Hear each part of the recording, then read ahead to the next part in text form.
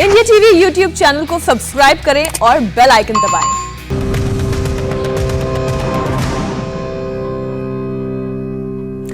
नमस्कार, आप देख रहे हैं इंडिया टीवी। आपके साथ मैं हूं मीनाक्षी जोशी। घड़ी में इस वक्त 11 बज रहे हैं और हम शुरू कर रहे हैं कोरोना पर सबसे बड़ा स्वास्थ्य सम्मेलन। आज से टीका उत्सव भी शुरू हो रहा है। जो लोग भी एलिजिबल हैं, हम उनसे गुजारिश करेंगे कि वो टीका लगवाने जरूर जाएं। कोरोना से लेकर इन्फेक्शन से लेकर आप लोगों के हर सवालों का जवाब आज इंडिया टीवी देने की कोशिश करेगा। आज इंडिया टीवी पर हमारे साथ जुड़ेंगे देश के बड़े राज्यों के मुख्यमंत्री और स्वास्थ्य मंत्री, ताकि आपका हर कंफ्यूजन, हर परेशानी दूर हो जाए। मुख्यमंत्री और स्वास्थ्य मंत्री आज आपके सवालों का जवाब देने वाले हैं। और सबसे पहले हम बात करने वाले हैं बिहार की, जहां 2020 जैसा खतरनाक ट्रेंड नजर आने लगा है। प्रवासी मजदूरों की घर वापसी एक बार फिर बिहार के लिए एक बड़ा चैलेंज बन रही है।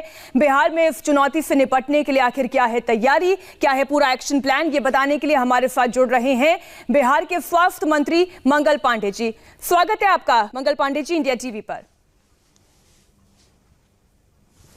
नमस्कार मंगल पांडे जी, हम चर्चा की शुरुआत कर रहे हैं और एक खतरनाक आंकड़ा जो बिहार की जनता को भी चेता रहा है वो मैं दर्शकों के सामने रख रही हूं।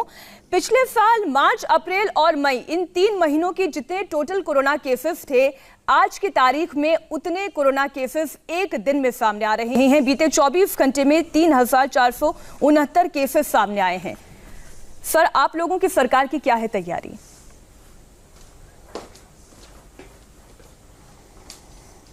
नहीं, आपने ठीक कहा है। पिछले साल 22 मार्च को पहला केस आया था और 22 मार्च को पहला केस आने के बाद अप्रैल मई में धीरे धीरे कोरोना के केसेस बढ़ने शुरू हुए थे। और आपको ये भी ध्यान में होगा कि उस वक्त जांच की इतनी सुविधा नहीं थी।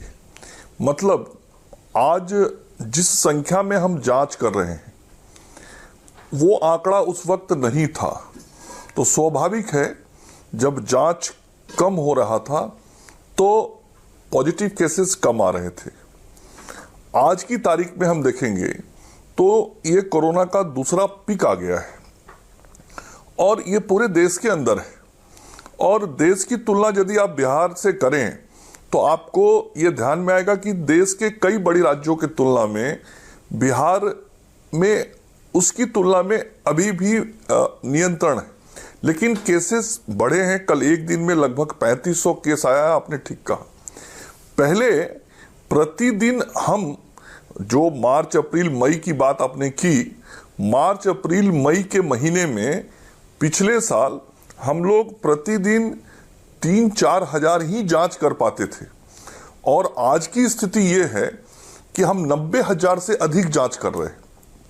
तो स्वाभाविक है कि जब जांच का दायरा इतना बड़ा हो गया, मतलब पिछली बार से लगभग 25-30 गुना जांच बढ़ गया, तो नए मरीज मिलेंगे और इस बीमारी को नियंत्रित यदि करना है तो पिछले बार का जो हम लोगों अब ज्यादा टेस्टिंग हो रही है। लेकिन जो एक शिकायत सामने आ रही है वो ये है कि अभी भी बाकी राज्यों के मुकाबले, और खास तौर पर मैं दिल्ली एनसीआर का जिक्र करूंगी, राजस्थान का जिक्र करूंगी, इवन छत्तीसगढ़ ऑल्सो, तो इन राज्यों में आरटीपीसीआर टेस्ट ज्यादा हो रहे हैं, इसलिए एफिकेसी रेट जो है वो ज्यादा समझ में आ रही है। और वहीं अगर बिहार की बात करें तो अभी भी यहाँ पर एंटीजन और एंटीबॉडी टेस्ट ज्यादा हो रहे हैं, जिसकी अगर एफिकेसी की बात करें वो आरटीपीसीआर के मुकाबले कम है। आपकी इसमें क्या राय है? आप यदि इस आंकड़े को 15 मार्च से लेकर 8 अप्रैल के बीच के आंकड़े को देखें तो बिहार में 67% आरटीपीसीआर टेस्ट हुआ है। राष्ट्रीय स्तर पे यह बात हुई है कि लगभग 70% जांच करने का हमारा कोशिश होना चाहिए और बिहार में आरटीपीसीआर टेस्ट 67%, जो 8 तारीख तक का आंकड़ा है, 15 मार्च से 8 अप्रैल के बीच का, तो हम लगातार उसको बढ़ा रहे हैं। लेकिन अब जो परिस्थितियां बन रही हैं और जिस प्रकार से बड़ा स्प्रेड दिख रहा है, तो हमको किसी भी खास एक क्षेत्र में डिटेक्ट करना है पेशेंट को, खोजना है मरीज को, तो रैपिड टेस्ट भी करना बहुत जरूरी है और निश्चित रूप से पूर्व की तुलना में थोड़ा रैपिड टेस्ट इन दिनों विगत एक सप्ताह से हम लोगों ने बढ़ाया है। अब सर सवाल अस्पतालों के हैं, क्योंकि चुनौती अस्पतालों के सामने ज्यादा इसलिए है क्योंकि जितने एक्टिव केसेस बढ़ेंगे उतना अस्पतालों पर दबाव बढ़ेगा। पीएमसीएच का कोरोना वार्ड इस वक्त फुल बताया जा रहा है। 100 में से केवल 82 बेड इस वक्त अवेलेबल हैं, जिनमें से जो बचे हुए बेड है वो डॉक्टर्स के लिए या फिर स्टाफ के लिए रिजर्व हैं। एनएमसीएच की बात की जाए तो यहां पर भी 50 बेड फुल बताए जा रहे हैं। एम्स की बात करें, पटना एम्स का मैं जिक्र कर रही हूं, 5 दिनों से यहां पर भी बेड्स जो हैं कैपेसिटी अस्पतालों की फुल है। आप वैकल्पिक व्यवस्था क्या कर रहे हैं?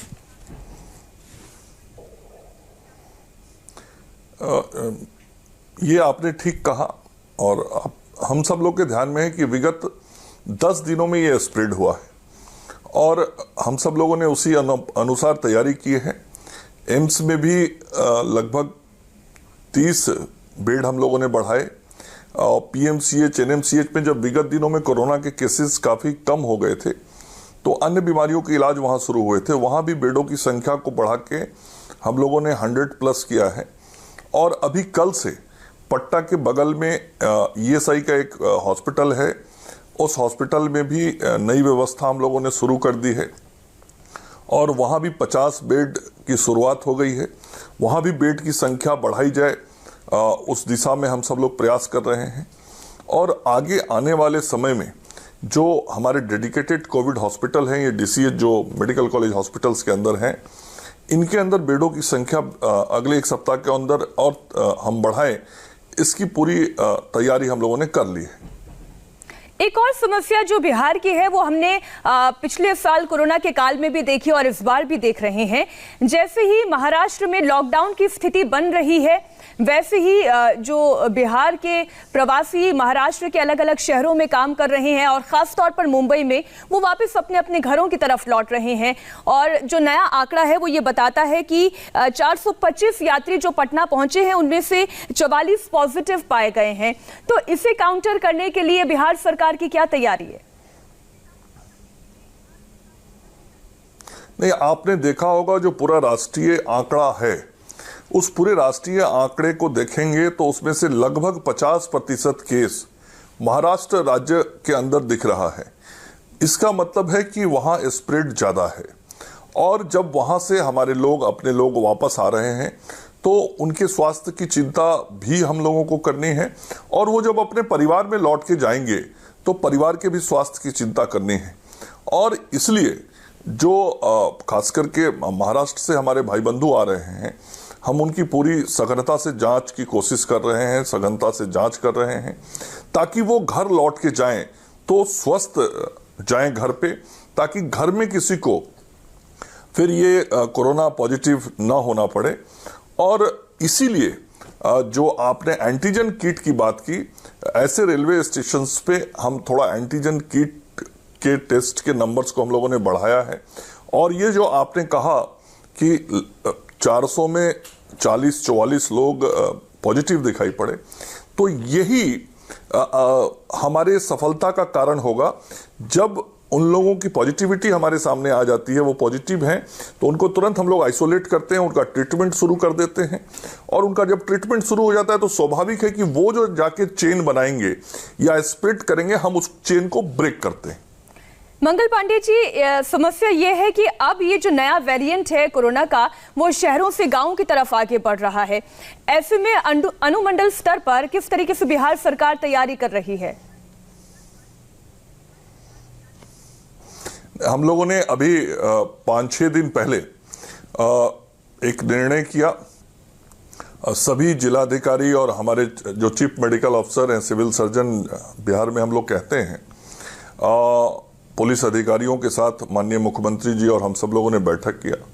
और बैठक करके जो हम लोगों का पुराना अनुभव है कि जो अपने घर परिवार के लोग बाहर से आते हैं, उनके कारण चीजें देहात की ओर न जाएं, तो क्वारंटाइन सेंटर पिछली बार हम लोगों ने बनाया था और लगभग 15 लाख लोगों को जो आए थे अपने घर, वैसे लोगों को हम लोगों ने विभिन्न क्वारंटाइन सेंटर्स में रखा था। और सभी ब्लॉक, आप अनुमंडल की बात कर रही हैं, अनुमंडल के नीचे ब्लॉक होता है, ब्लॉक के लेवल पे जाके हम लोगों ने वो तैयारी की थी और इस बार फिर से हम लोग प्रखंड स्तर पे, ब्लॉक स्तर पे क्वारंटाइन सेंटर बना के वैसे आने वाले लोगों की वहां जांच करना, यदि उसमें से पॉजिटिव हो तो उनको रोक के उनका ट्रीटमेंट करना, ये सारी व्यवस्था हम सब लोग कर रहे हैं।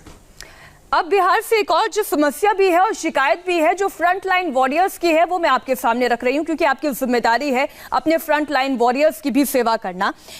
भागलपुर की एक खबर आज मैंने सुबह पढ़ी, पुलिस लाइन में कई पुलिस वाले पॉजिटिव पाए गए हैं। जिन अपराधियों को वो पकड़ने गए उनमें से कोई एक पॉजिटिव था, जिससे आगे भी जितने कैदी हैं वो भी पॉजिटिव पाए गए, जो पकड़ने गए थे वो भी पॉजिटिव पाए गए। पुलिस वालों की बात हम कर रहे हैं। मास्क और फेस शील्ड तक उपलब्ध नहीं है फ्रंटलाइन कर्मियों को, ऐसी स्थिति में कैसे काउंटर किया जाएगा? नहीं, आपने ही यह आंकड़ा दिया कि पॉजिटिव पाए गए, तो पॉजिटिव तो तभी पाए गए जब जांच हुआ है। नहीं सर, मैं कह रही हूँ कि जो बेसिक नेसेसिटी है सर, जो बेसिक रिक्वायरमेंट है, प्रोटोकॉल है कि मास्क पहनना है, फेस शील्ड लगाना है और कहीं कहीं पर ग्लव्स की भी कंपलसरी है, ग्लव्स भी, लेकिन ये बेसिक नेसेसिटी भी अगर उपलब्ध नहीं है तो फिर कैसे लड़ाई लड़ेगा बिहार? नहीं, पूरी उपलब्धता है। आखिर उपलब्धता नहीं है तो इतनी जांच कैसे हो रही है? उपलब्धता नहीं है तो आप ही मान रही हैं अस्पतालों में इतने मरीज पहुंचे हैं, उनका इलाज कैसे हो रहा है? और एक एक चीज, चाहे वो पीपीई किट हो, मास्क हो, फेस मास्क हो या ग्लव्स लगाना हो, सैनिटाइजर की जरूरत हो, इंफ्रारेड थर्मामीटर हो, जो सारे उपकरण आवश्यक हैं इस कोरोना के खिलाफ लड़ाई में, वो पर्याप्त संख्या में है। जो आप कह रही हैं और हम सब लोग भी महसूस करते हैं, आवश्यकता जागरूकता की है। जिनको ये सारी चीजें दी जा रही हैं या आम लोगों को भी जिनको इन चीजों का उपयोग करना चाहिए, वो जरूर करें। बार बार आदरणीय प्रधानमंत्री जी से लेके माननीय मुख्यमंत्री जी और हम सब लोग, आप सब मीडिया के लोग भी लगातार अपील कर रहे हैं कि कोरोना प्रोटोकॉल का पालन सभी को करना चाहिए। सामानों की कमी नहीं है, सामान पर्याप्त रूप से उपलब्ध है। आप देखती होंगी घरों में भी मास्क है, लेकिन घर के लोग मास्क लगा के बाहर नहीं निकलते। उसी प्रकार से हमारे जो गवर्नमेंट सिस्टम में सब लोग हैं, उन लोगों को भी पूरा सामान उपलब्ध कराया जा रहा है और उन लोगों से भी हम लोग बार बार कहते हैं कि पूरे चीज का पूरा इस्तेमाल होना चाहिए। कहीं किसी चीज की कोई कमी नहीं है जी। अब हम बात करेंगे टीकोत्सव की, क्योंकि प्रधानमंत्री नरेंद्र मोदी कह रहे हैं कि टीकोत्सव की आज से शुरुआत है और ज्यादा से ज्यादा लोगों तक टीका हमें पहुंचाना है, वैक्सीन ड्राइव चलानी है। लेकिन आपके प्रदेश में एक शिकायत जो सामने आ रही है, हर दिन 2 लाख वैक्सीनेशन का ग्राफ अब गिरकर 40,000 तक पहुंच गया है सर, और विभाग ये कह रहा है कि वैक्सीन की कमी है, मतलब वैक्सीन है लेकिन वो वैक्सीन जो अवेलेबल है उनमें से बहुत ज्यादा ड्राई हो चुकी हैं। और इसके लिए एक रिकॉर्ड वो सामने रख रहे हैं कि पहली डोज लगवाने के लिए वैक्सीन की 2,70,011 लोग टर्न आउट हुए थे और दूसरी डोज के लिए जब टर्न आउट हुआ तो वो केवल 17,565 का था। अब समस्या ये है कि वैक्सीन की अवेलेबिलिटी तो है लेकिन वैक्सीन ड्राई हो रही है। क्या वैक्सीन वेस्टेज हो रही है बिहार में?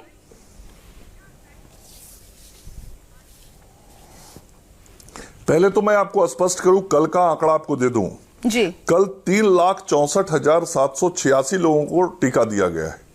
तो ये आपके पास आंकड़ा कल का कहां से आया मुझे नहीं मालूम, कृपया अपने आंकड़ा मेरे पास जो आंकड़ा है सर उसके मुताबिक 2 लाख वैक्सीनेशन है जिसका ग्राफ गिरा है। इसमें कोई शक नहीं कि वैक्सीनेशन हो रही है, लेकिन वैक्सीनेशन मैं बिहार का मंत्री आपको जी बताएं। मीनाक्षी जी, मैं बिहार का मंत्री हूं, मैं आपको सूचना दे रहा हूं, आप सूचना को कृपया स्वीकार करिए। बिल्कुल बिल्कुल आप दें। मैं जो सूचना दे रहा हूं वो पूरी तथ्यात्मक, आप कृपया सुधार लीजिए अपने आंकड़े को, कहीं से आपको आंकड़ा गया होगा, उस पर गलती हुई होगी। अभी 3,64,786 लोगों को कल टीकाकरण हुआ है और ये जो टीकाकरण हुआ है उसमें 3,28,253 लोगों को प्रथम खुराक दिया गया है और 36,533 लोगों को दूसरा खुराक दिया गया है। तो ये पूरे आंकड़े हैं और हम सब लोग लगातार इस टीकाकरण के काम को आगे बढ़ा रहे हैं और आज तक बिहार में लगभग 48 लाख टीकाकरण का काम हो चुका है। 47,95,000 कल हो चुका था और आज ज्योतिराव फुले जी की जयंती है और 14 अप्रैल को बाबा साहब भीमराव अंबेडकर जी की जयंती है। आदरणीय प्रधानमंत्री जी ने आग्रह किया है आज से लेकर 14 तक विशेष अभियान चलाने का, और हम सब लोगों ने यह निर्णय किया है कि टीकोत्सव का कार्यक्रम हम लोग चलाएंगे। और हमारे राज्य बिहार में भी आज से लेकर 14 तक सभी टीकाकरण केंद्रों पे विशेष प्रयास किए जा रहे हैं ताकि अधिक से अधिक जो एलिजिबल लोग हैं जिनको टीका लेना है वो आए, टीका लें और हम लोग उनको टीकाकृत करें।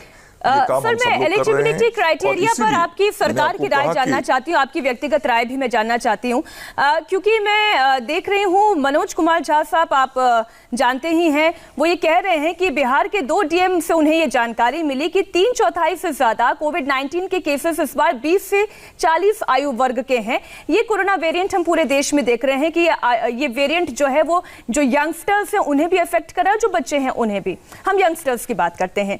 ऐसे में स्वास्थ्य राज्य सूची में, क्योंकि स्वास्थ्य राज्य सूची में है, ये स्टेट इशू है, तो क्या वैक्सीन स्ट्रेटेजी प्रोक्योरमेंट को बदलने की जरूरत है? आपकी इस पे अपनी राय और आपकी सरकार की क्या राय है? क्या आपको लगता है कि राज्य ही वैक्सीन का प्रोक्योरमेंट करें, ये स्ट्रेटेजी बदली जानी चाहिए? नहीं, अभी तक की जो व्यवस्था बनी हुई है उस व्यवस्था में भारत की सरकार के द्वारा वैक्सीन की सप्लाई की जा रही है। कोवैक्सीन ये हम सब लोगों को मिल रहा है, और जो दोनों तरह के वैक्सीन आ रहे हैं और उन दोनों वैक्सीन को हम लोग यूज कर रहे हैं। हमारा मानना है कि भारत की सरकार ने जो नीति बनाई है वह नीति उचित है। पूरे देश को ध्यान में रख के कोरोना की लड़ाई लड़नी है। अलग अलग राज्यों की अलग अलग नीतियां बना के हम यदि इस लड़ाई को लड़ें तो मैं समझता हूं शायद कहीं कठिनाई आ सकता है। जो पिछले साल का अनुभव है, पूरे देश ने एक सूत्र में बंध के सभी राज्यों ने इकट्ठा इस कोरोना के खिलाफ लड़ाई लड़ी, एक नियम के साथ लड़ा, एक व्यवस्था के साथ लड़ाई लड़ी और एक समझदारी के साथ लड़ाई लड़ी, तो हम लोगों ने सफलता पाई थी। पूरे देश में इस कोरोना के खिलाफ लड़ाई की जो भी योजना बननी चाहिए वह एकीकृत योजना होनी चाहिए, पूरे देश के लिए एक जैसा होना चाहिए, और भारत की सरकार जो तय करे उस योजना के साथ हम सब लोग को सहयोग करते हुए इस कोरोना के खिलाफ लड़ाई को लड़ना चाहिए। क्या आपको लगता है मंगल पांडे जी की आयु वर्ग जो भी 45 प्लस है, अब उसे थोड़ा घटाने की जरूरत है? मैंने कहा ये अलग अलग सोच से नहीं हम सफल हो सकते। मैं कुछ राय दूं, किसी राज्य के माननीय मुख्यमंत्री या स्वास्थ्य मंत्री कुछ और राय दें जी। ये अलग अलग राय नहीं, एक राय। और आज का एक राय ये है 45 साल से ऊपर के लोगों को टीकाकृत करना। तो जिस राय पे हम चल रहे हैं, पूरे देश को एक रास्ते पे चलना चाहिए ताकि टीकाकरण करने कराने में सुविधा हो, किसी प्रकार की कोई असमंजस या दुविधा ना हो। जी, अब मैं आपसे आखिरी सवाल पूछ रही हूं जो हर बिहार का रहने वाला इस वक्त सोच रहा होगा। क्या बिहार के उन शहरों में जहां पर कोरोना का ग्राफ तेजी से बढ़ रहा है वहां लॉकडाउन की स्थिति आ सकती है? क्या नाइट कर्फ्यू की स्थिति आ सकती है? नहीं, देखिए अभी कल तक का जो आंकड़ा हम सब लोगों के पास है वो लगभग 12,000 एक्टिव केसेस राज्यों में हो गए जी। पिछले बार जब पीक पे गया था तो ये एक्टिव केसेस की संख्या 35-36 हजार तक चली गई थी। हम अभी उससे काफी पीछे हैं, इसलिए इस स्ट्रीम तक सोचने की जरूरत नहीं है कि लॉकडाउन करना पड़ेगा। पिछली बार हम जब उस नंबर पे पहुंचे थे तो उस समय हमारे पास सुविधा भी नहीं थी, साधनों का अभाव था, अनुभव का अभाव था। आज हमारे पास लड़ाई लड़ने का अनुभव है, पिछली बार की तुलना में साधन सुविधा है, हमारे जो चिकित्सक और पैरामेडिकल स्टाफ हैं वो एक्सपर्ट हुए हैं जी। तो अभी तुरंत बिहार में कम से कम ऐसी स्थिति नहीं दिखती है कि हम सब लोग को यहाँ पे कोई लॉकडाउन करने की जरूरत पड़े जी। हाँ, जो जगह है जहां पे मरीज मिलते हैं, कंटेनमेंट जोन, उन जगहों को बहुत बेहतर तरीके बहुत बेहतर तरीके से सील करना और उसको माइक्रो कंटेनमेंट जोन बनाना जी। और माइक्रो कंटेनमेंट जोन में जो भी पॉजिटिव केस है कम से कम उसके संपर्क के 25-30 लोगों को जांच करना, ये काम हम लोग पूरी गंभीरता से कर रहे हैं और अभी इसी की जरूरत है। ये करेंगे तो हमें सफलता मिलेगी। बहुत बहुत धन्यवाद मंगल पांडे जी, इंडिया टीवी के साथ जुड़ने के लिए, स्वास्थ्य सम्मेलन का हिस्सा बनने के लिए। हम ये उम्मीद करते हैं कि वो तमाम दर्शक जो बिहार से आने वाले हैं, आज उनकी सभी शंकाओं का समाधान हो गया होगा। इंडिया टीवी पर स्वास्थ्य सम्मेलन लगातार जारी रहेगा और बिहार के बाद हम आपको ले चलेंगे उत्तराखंड, जहां कोरोना के बढ़ते खतरे के बीच कुंभ चल रहा है। सरकार ने कुंभ में कोरोना के खतरे को रोकने के लिए क्या उपाय किए हैं, कोरोना के खतरे के बीच देवभूमि में भक्ति कैसे चलेगी, हर सवाल का जवाब देने के लिए हमारे साथ जुड़ेंगे उत्तराखंड के मुख्यमंत्री तीरथ सिंह रावत। आप कहीं मत जाइएगा, एक छोटे से ब्रेक के लिए हम यहां रुक रहे हैं। स्वास्थ्य सम्मेलन इंडिया टीवी पर जारी है, फौरन लौट रहे हैं ब्रेक के बाद। नमस्ते, मैं हूं मीनाक्षी जोशी। वीडियो और खबरों से अपडेट रहने के लिए India TV YouTube channel subscribe करें, बेल आइकन दबाना ना भूलें। जुड़े रहें इंडिया टीवी के साथ।